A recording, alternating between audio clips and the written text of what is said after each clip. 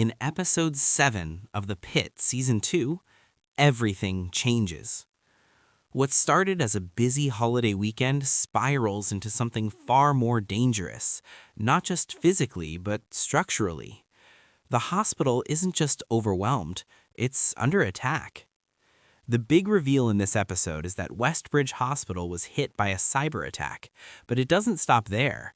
Dominion Hospital was targeted too, and with Pittsburgh Trauma Medical Center already having fended off multiple attempts in the past, the leadership makes a drastic decision: shut everything down. No computers, no phones, no digital records. They go completely analog.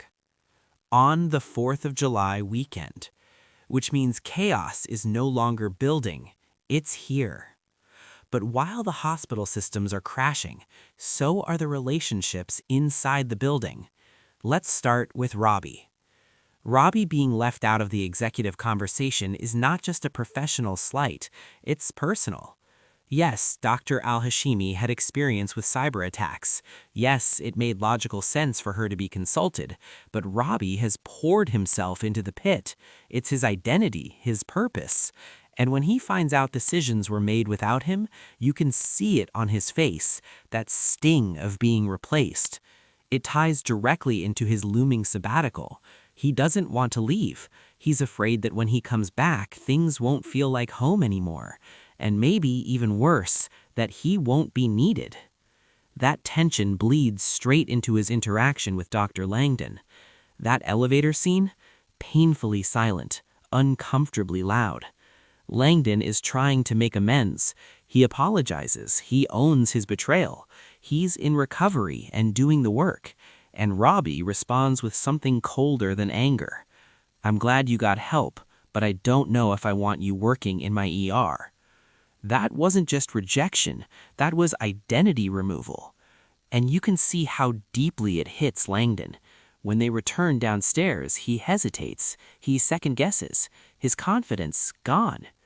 Robbie may have delivered the first blow, but something tells me this isn't over. That tension feels like it's building towards something explosive. Now let's talk about the most emotionally heavy storyline of the episode, Ilana. Her examination after being assaulted was handled with an incredible amount of restraint and respect. There's no sensationalism, no graphic storytelling. When she tells her story, the camera cuts away. And that choice is powerful. We don't need details to understand pain. What stands out most is the silence.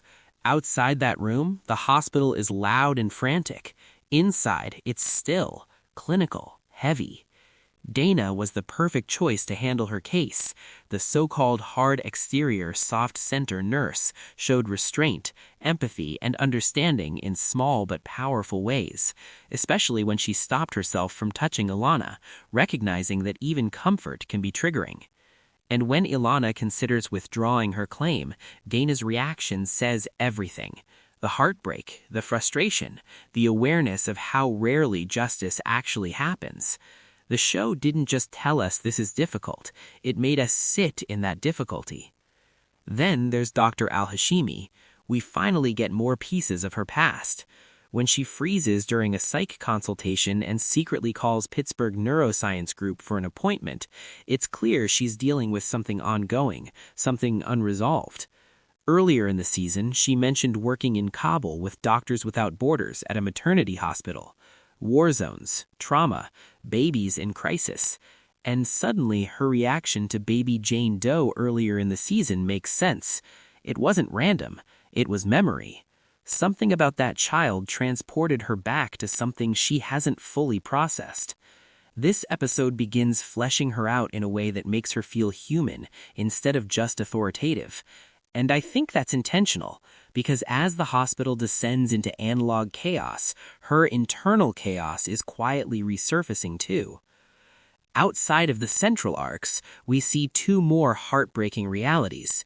Roxy choosing to stay in the hospital rather than go home because she doesn't want her family living in what she calls a house of ghosts after she passes. That line alone carries so much weight. Her husband trying to be strong, Robbie and McKay visibly emotional. It's a reminder that medicine isn't just procedures, it's proximity to grief. And then there's Orlando, a man who runs from treatment because he can't afford it. That storyline hits hard because it's real, the fear of medical bills outweighing the fear of health consequences. Dr. Mohan warns him, he doesn't listen, and it feels like we haven't seen the last of him. What makes this episode work so well is its pacing.